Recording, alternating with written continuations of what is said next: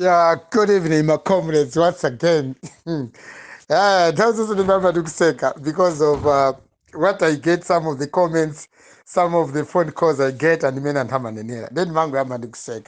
So you can Dukseka, I'm mourning the vice president. Hi, Malawi, thank you very much. May God be blessed, may God be praised.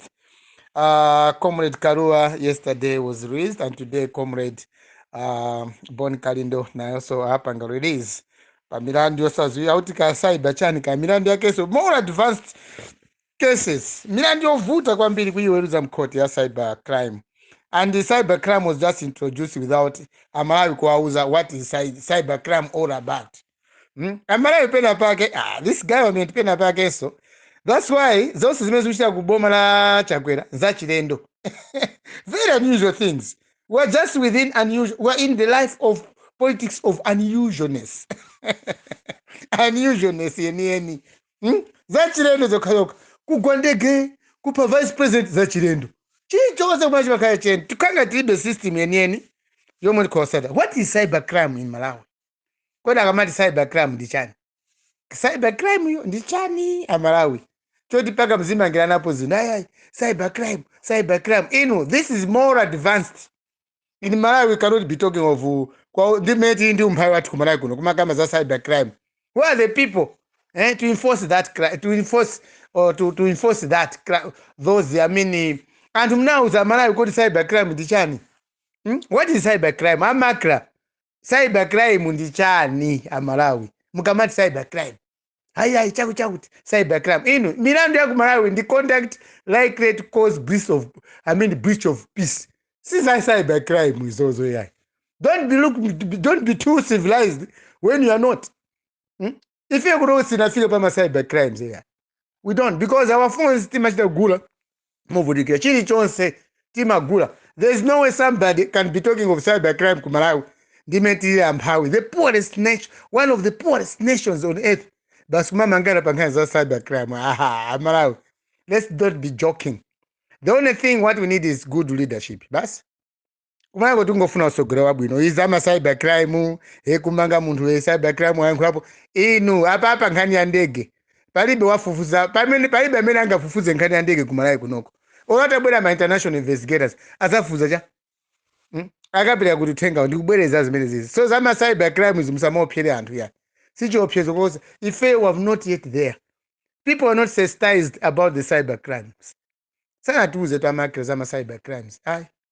Kuti kumakama cyber crime, ma cyber crimes amakachonchonchi, the consequences milandu yake makayo izizi zinthu izi msakopere maiko ena.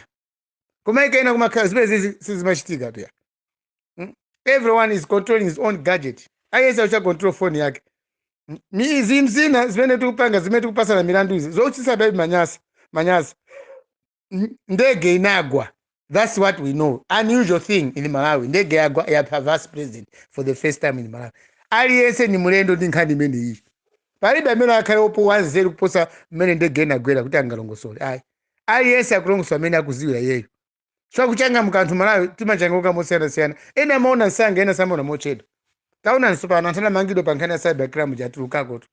Even the judge. Palibe even magistrate kamena judge nkhani ya cybercrime kumalawi kuno. Azangopanga mwina kungoona mmene zinaweza kuganizira. It's not even in books. It was not sensitized anyhow. Palibe amene azaza cybercrime. Chipeleni civic education kumalawi. Zambira Malawi zikutiponya. Timangophunza ma social media momwemo. Cybercrime momwe inachoka pa social media. Kulowa mkoti magistrate sana phunze zimene zizi ku court, ku school kuti tikamauza milandu ya cybercrime imakhala chakuchaku. Because it needs a lot of proof. Ndemo amanga mbusa amanga uja angomanga pachabe. Palibe chimene wachitapo. Anangoyankhulapo ye magazo ake. Pa phone yake, yomweso phone imene anagulaso yekha. Sana ndeso kuboma ya. So zina zimene tikuyamba kumalawi kuno, boma likamagwa. This is what is happening. Achakwera tusogole kupita tu tikuona choncho. Ngati mulamba tukulowa matopetu. Wamba kulowa matope kena ulowa mazi tugiranso. The government of Chakwera is getting down. It's falling down. Boma la Chakwera likugwa tikuliona. Milandu yake yopanda pasi. Anthu akumanga Kalindo akhala kumanga palopata kuzola Malawi. Akamanga Kalindo tinangozowelelatu. Akamanga Kalindo atulukamo. Akamanga kamulepo kayo wanamba kale kumangidwa anthu amenewa.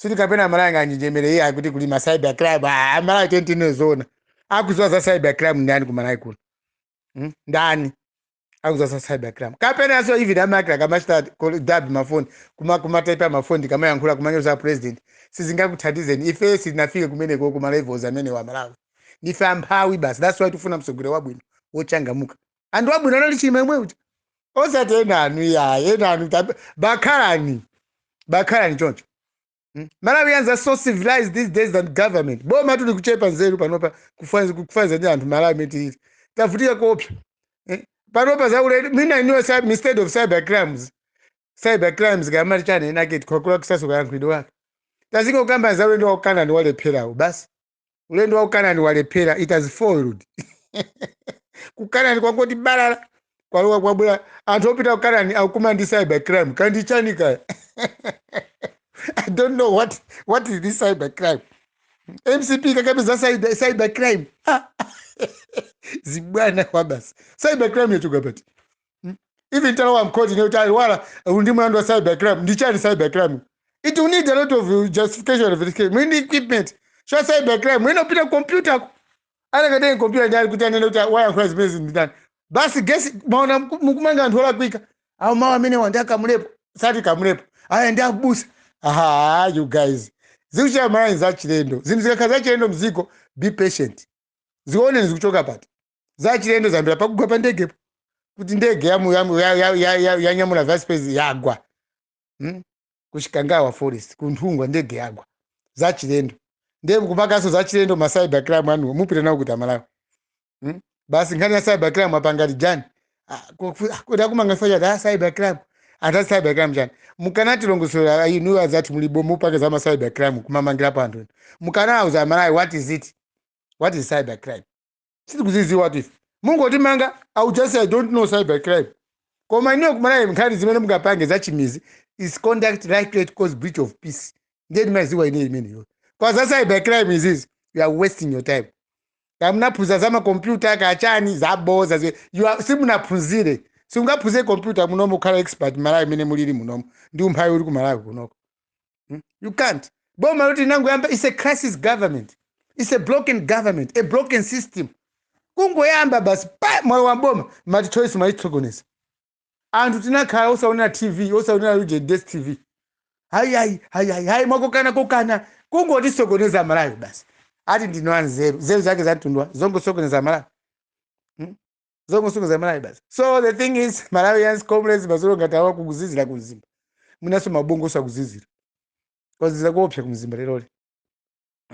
but what I'm trying to say is tisamapange zinthu Malawi zongoti siti kuzizwa kumathero acho chetu za Malawi kunoko we have got bad leader and you can prove that when we say we have got a leader who knows nothing monga Chakwera sazi wachili chonse we have got proofs to give even atende manga mkoti kuti iwe kunena Chakwera kuti sakuza Chakwera sazi wachili chonse tu ngati Chakwera sazi wachili chonse even the cabinet does not know anything Chakwera sazi what is the shuffle sazi cabinet shuffle saziwa to make choices kwa anthu omwe akuthanza kumala Chakwera saziwa is a failure and I can prove it to you Malawians kuti awachikuyenda a failure just like mafumu akwati kumzimba mafumu akwiti kumzimba now they are failures they work with each and every weak government amadianaro that is it and I can prove to that kumzimba kuli mafumu oti sakutithandiza ya I can even prove kwa Chakwera it is a failure and the biggest proof that I can give kwa Chakwera ndikwakuza na Malawi come and see how people vote against him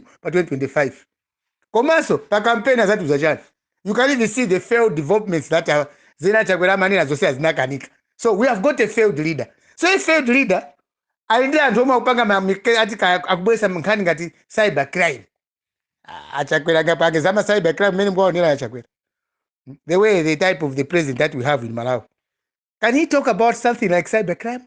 I don't think so. He's not yet there. Achakwera chiwena kuziwa basa na kukhapa mpando ani ma bodyguard amaendera pelita kamapita kunja kapena ama ima njoo timaona akamachita but there's nothing in Chakwera palibe so nthawi zina mwina Chakwera kuti akhaleko munthu wabwino nthawi zina apange discipline kaya anthu awo akuchipani wako MCP or the people who surrounds him must be disciplined otherwise Chakwera being a failure zikhoza kazi zovuta kwambiri kwa iwo nthawi zina because kulephera kwawo kukhoza pakisa ziko lathu ili kulowa mavuto akulu kwambiri kuposa mwina Somalia amene achitika. Amaya ndio kwiya tumasikwana. We don't want weak people to lead us in Malawi. Timafuna anthu oti palopa ndale khani ya ndale inazuza palopa kumalawi kungofuna chilungamo. Chikwa ndale ndeza tipasa umphawi ku Malawi. Ndale ndeza tipasa umphawi ku Malawi. Taoneka umphawi kwa basi ku Malawi. Timabisa umphawi watu. Basi kuona ku Malawi ndege yago. Ndege onyamula maliro. Mahelikopta onyamula maliro choka kuchikanga opita ku Lilongwe obwereka ku Zambia. Sign of failure. Ife ndege omwe singagule helicopter ya. Maneighboring countries kulipasa ndege onyamula maliro watu. Pitolo ku Lilongwe. Sizosira manyazi mezo Malawi. Ndege yago akufufuza mufuna international investigators omochoka ku more advanced countries. Kandege kagwaka kakumalawi sa ukawerengaso ya kuti kwagwa ndege ku Malawi. Ango kamba chwa mwafera muntu. Koma otherwise kana kukhala yagwa opanda muntu. Oikana khala yagwa opanda vice president. Nkhani ya investigation sipakana isikana khalapo. Koma investigation ikubwera because wafayo ndi munthu wofunika kwambiri mu ziko la Malawi. A president akanakhala president wa ziko yemwe kana sintha Malawi. Kuyelekeza ndi amene alipo. Watu alephera. The campaign while in office. Munthu walokale nyumba upanga be campaign. Ukumade kumamiyazi dana motu che concentrate kuti uyendese bwino ziko lija. Basi ungofuna adananga ndani. Kumzimba nyamata amene Rwanda ni ndani. Kamsokolezeni, kamthamangiseni mnyumba. Mpange musapasa salary. Appointment inapanga apply ineyo ku State House. I never applied to Chakwera to appoint me for a job that he gave me as a guardian of State House. Sina panga.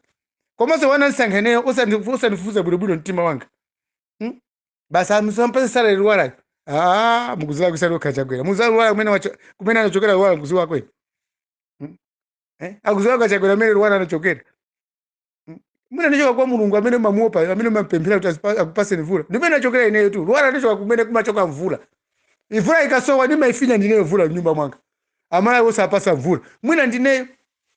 So sometimes tikamalimbana kumana tizoona kuti kulimbana anthu ndwanje. Timalimbana tu ama anzathu malimbana ndi Chilimatu. Wakuferani.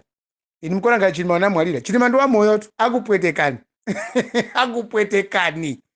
Kamunga nene chotani. Ono mdakumana mutapemphera motani. Ino MCP nda Chakwera. Mulungu akupwetekani. Whether you like it or not, God is going to punish you. Chilima uja. Mwazi wa Chilima ukupwetekani. Ndipo msazitengele zibwana amara ndikuzeni panopa. Don't be childish. Don't be stupid. God is going to punish you over the death of Chilima. Anafa mwa chilungamo. Kapena iyai. That God is going to punish the leadership of Malawi. Ndino anthu opusa kwa basi. Anthu opusa kwambiri ku Malawi. Usogoleti na wopusa kakale inde kaya panopa mkudya bwino. Ayati ndi drama zimene is nothing. It's nothing. Malawi yanza crying. Vote na kupasa ni jachikulire ya Chakwera umene ali kundigula. I'm talking to Chakwera. Ena amene mambo ya Chakwera. Vote mena tina kupasa na Malawi. Sio pelapo, sio tu wina ziferapo ya. Ai. Kapanali mgwilizano mene unapangidwa ucho. Sio tu wina shaine lero ya. Paka wina atapo moyo wake. Never. I'm not saying kuti mwamupa Chilima ndiniyo ya. Koma tukuona mezi uchitikira zinthu za ndale. Chwa Chilima sala mendale tu was very productive umene amagwira ntchito. Ena anisitizwa kumene amagwira ntchito kamene apanga kuchana cha chilendo. Tinango kusankhali kukali pampando. So you must be very careful. Don't fight people who have got a star from God pamaso pawo pachipumi pawo. Damene mkasokoneza maki. Ife pana china Samuel tini ndi master. Mulungu amaziwa kuti pa Samuel wala pa Nzimba paja. I'm not talking from capital city or Blantyre city or Zomba city or Mzuzu city. Ndimayankhula ku Nzimba tukumizi. But I know what is happening. I know so many things. So many stupidity in this government. Ndikuziwa. Chili chonse simungana mize boma la Malawi. Kono ndi kwatu. I know what is happening in Malawi. Zeri mupanga ndale tukuonani tu. And 2025 mena kuyandikira na muse kukamimba. Ndipo winaso mwina zimangira kukhosi. Taitafika, there's no way in this modern civilization kuti ndege kupha mpaka kupha vice president. Kuziko losawa ngati Malawi za chilendo zimene zonse. And two, no ndege. Ziko lokha no ndege. Ndege zinalipo zabwino munagulisa. Ngosi Zimbayamba. No helicopter. Ziko lanje. Kunyamula malochoka kumzuzu kumzimba kupita na kulongo kubwereka ndege zobwereka. Ali Zambia Defense Force. Ndecho chimungane pali pa Malawi panopa tetika makame za cyber crime. We are too far from civilization. Too far. moti gwirizani tichangamuke limodzi basi ena mufuna anthu ochangamuka muzabwezera mbuyo. How can you develop? That's why I'm looking for a good leader in Malawi. Tifuna leadership yabwino. Leadership ya jack up. Osati yoyenda tribal. Osati leadership yoyenda za mitundu ize ya ine ndichewa. Izo zakula kuzinatha. Zakudambwe zimezo. Kumala ikosekulo singakhe ziko la anthu adambwe. We don't want that. We don't want tribal politics in Malawi. How you not do? Anzathu akutama ngato. Akutibwereka ndege wa amakhani mavuto ako basati mavuto angatamira ku Malawi. You are so poor and useless people in Malawi. Udala ndi munthu mpaka munthu chapaka mtima kuchokamo mtima munthu. Udala ndi munthu cho cha ndale amalawi mwapaga bwanji kodi. Just because of politics. Hating someone just because of politics. And so that someone tinampasa vote in the fair Malawi. Why fighting such type of people? Why? That person vote, you don't value our votes. If that person vote, tikamada ndio tumpanga zola kwika basara kwaso. Osatola kwa nino that person vote, you are failing to perform. Why in government? Why you are the president? Mule panga perform. Ndiye basi mtu obsessed wa that person vote. Malawians, we are not stupid. We are not stupid Malawians. We can't. Sending our kids kuti azakhere zikola bwino osapasa zinchito. What sort of people are you? Takwika pampano moti mutipase ulemu. Hayi.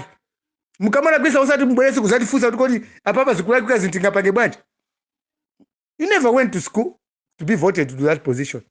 Muna tangu vya nkhope mene maonekera. Muna zo background yanu muna kula movutika. Muna alawe ku president angasine aoneko moyo okonga zikola basi. So what I'm trying to say Malawians is very simple. Andali asatipusisa. Ifa Chilima yitilira mpaka pa vote. We're going to mourn Chilima till 2025 was our voter. That's what we're going to do, Malawians. And we must do this. Our wakanganya as a carriers of Boma here. They must be wiped. Tipase yena ma vote and amuna kusauditandiza. Kazasa nkawa misala, bwana wa misala, tizazi watu amene wa misala, ngazizi kumvuta, tizamkhulukira. Koma anthu oti you look very clean, smart. Kumane pia kwendesa ziko zona Malawi. Simazi wa ziko la Malawi anzana mendesa bwanji mbuyo. Ino na 4 years. No chitukuku. Kuzimba ko notara makutara kungotapa imbangweni. Kwe dingeni notara. Tara kungochoka pa mzimba pa main road kunzimba. Kukafa pa office ya DC. Notara maki. Ziko la mtundu wanji. Usogera mtundu wanji mene ho. Ai fa 2030 boma, 2030 boma kuti. 2030 ino mulindize zoti mungazawi nezo zisango 2030. 2030 mzapa ngacha. Mulikale boma, what do you want? 2030. I'm still mourning. Nine paraba ndikuchita mourning Chilima. Chilima une unali usogure wenitu. Anali usogure. That guy has a future for Malawi, whether I like it or not. Even Ampawi, saka nazo oli ndampawi. Kwa paraba tuchakuzira oguleshita boma ndampawi. Mulimi ndi mpawi, mphunzitsi ndi mpawi. Waushipa ogulesha chipatala ali yese ndi mpawi. What sort of leadership is that? Kungopanga maumpawi ziko lonse basi.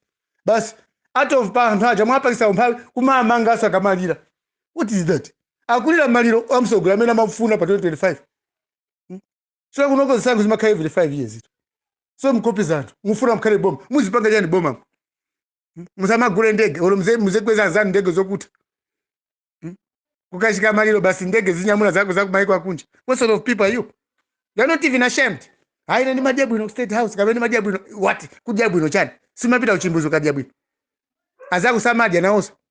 Kabena autostimadi state house. Now, why I'm saying this, Malawians, let's wake up. Malawi Chilima watentizile mpaka particular vote. We don't want this type of people. These types of people in Boma. Cabinet, ola sapangili chafu. Ali mkabinet wakuti they are the best people. Achagua sanga chose mkabinet. Ola talakwa chotani. They are clean people. Ndenga tamana mkono cabinet achagua hii clean. Amene no vote 2025. Asadipusise kwambira Malawi miniwa. Au pesa na mtima kwambira. Upesa na mtima koopya ni mafumu hao, mafumu so awawa mafumu awawa. Amene angopanga zabweka mafumu awawa. Mwaone so bwino. Silifuna ziko lopusa kukhanga ndi Malawi no angatsini yapite ku school. We need civilized type of people to lead us. People who understand. And homo yakalepera kweleza zinazipanga design. Ndege yako chikangawe aine basa as defense minister anapanga design. Zandikuza. Koma indito. Ndege yagwa. The minister of defense ali pompo. Minister of Homeland adakali pomwepo pa position. Ndi athanda. Excuse me. Ndeti fambiri tu. And awawa maiko ena mmene ndege yagwa muja. Wina akalapanga design. Koma nditi ati khale pompa. Abalekeni wakawo balilenge babavukenge. Iwo kuvuka yayi. With your minister muti itatu Malawi muno tifambiri. Ku defense ku Homeland kumutipweteketa abantu. Anti zena ndi mantha zona kuti andi mangalero chwa cha cybercrime. Cybercrime siti kuiziwa komwe Malawi. We don't know what cybercrime is. So you're arresting people unknowingly. They don't know why. What is cybercrime in Malawi? Ndege yagwa tendi kameza ndege iyi basi. Kodi yagwa bwanyi ndege. So muntu wafa mamunyoza madana naye. He's dead. What happened? Kodi kunyoza nyo manyoza tikamati ino ndina fit. Muka na pamene. So ufiti kumana kulibe. So tikaucha kuti ino ndina fit. Ndege jamuna gwesa masenga. Mukana? Don't put things that you cannot manage. Don't start cases that you cannot fulfill them or you cannot finish them in court. Case of vice president mnango panga discontinue with no facts. Mazwakale it is umbono wake uli sensitive. Chimene mamangira nja. Waona kuti muntu yamnamanga wamba kufika mafuso mwapanga discontinue case. But the case went the other way, zigzag. Paka muntu jabuna mmanga uja popa na chifuka ufiraso mindege. Saka kuoneni kuti nafiti nu. So what I'm trying to say, this leadership Malawians, I'm sorry to have voted, to have campaigned for this presidency. Chakwera. Pepani kwambira mara. Tinala kwisa ambiri. Tinala kwisa kwa vote Chakwera kapa mpando. So mavuto akumana panopa psychologically. Chakwera sa ugona tulu. I don't think he's sleeping. Because this is our country. This is Kolatu. Sisi kwa Chakwera ya. Tikamwika munu pampando. Sisi kabe tamugulisa ziko lija uti ndracha. Aziti sewele samala chonchi. Osa lipasa zitukuko. Anato kusowa zinchito. Zambiri ngongole zanifi zosankana. Kabineti yo sankana mitundu. Ngati kumporo unamango tenga zisiri kwaika zisiri kuzika mkabinet. Zomwe sizi wasa kuti kodi kumporo chiri kufuna chimputuko kapena. Anango sankhandu ongo khala mkabinet from northern region. Ongo ziwa kudya ndalama basi. And using people, hiring people kuti mina tipweteke ameti kwankha chilungamo ngati mene munhu kwakuti tumira panopa. So ife kwankha kwati kwa mulungutu. So maliro Saulo chima ena msalira amala ndipo msalire kwambiri. Ayamba kulira ndi amene akuziwa za maliro amene anachitikira. The people who know about how this man died, can you investigate akabwera? Muzaona zimina investigate inaso gataza zepa ndegeso izago. Ya investigate. Muzaona so mina zekolojika zimina zisi. Shwama rachi limato awawa msatenge simple ya. 21 days of mourning hii achitabuno kwa mbili kuti pasa kuti tilile amala. Inendi kulira within 21 days. Ndio olira samamgila pakamwato. Chikundi wawa. Shwa mtu wana mwalira inali hope ya Malawi. So you have to wake up. And panopo wandala sakupusise niso ni hai. Kakwe ati magamo utao mzingu haona choncho. Utao vizereza hiyo kakwela gari moto vukwenda. Haya nuchameka meeting ya meeting kulibe kumalawi. Kwa kulima meeting ya pindu. Sibwe zitatu kuka karekari. Kuli cabinet meeting. Kukabinet meeting kwa makamba cha. Zoponde zanzanu. Osa kamba mbwani zoti gule ndege kwa cabinet meeting. Kumakembira nchari kwa. Anyway, let me ask this question. Kuti azatu wa malawi kamati azatu ukabila kamata hukumani ama kabila na chani Amalawi. Maybe somebody can educate me. What do they discuss when they meet in cabinet? Tukakumana cabinet kwani makakamba chani cabinet kumini kuko shambeni hukumana cabinet now 4 years. What do you discuss? Makamba chani cabinet kumini kuko azatu amene muni ma minister ino. Anyway, comrades, good evening. Koma benenda lirapa Amalawi ma cyber crime awawa atuuze bwirubiru. What is cyber crime? Or cyber crimes, what are they? Kodi ndopondezera anthu kapena chani? Cho siri kuziwa bwino. Timanguza ineni manguza mlandu oti conduct like it cause breach of peace. Is that cyber crime is it's more advanced. Ndi uziko watu ndumpha uri kumala kuno. Singazi kwanza. Thank you and good evening, comrades. Thank you.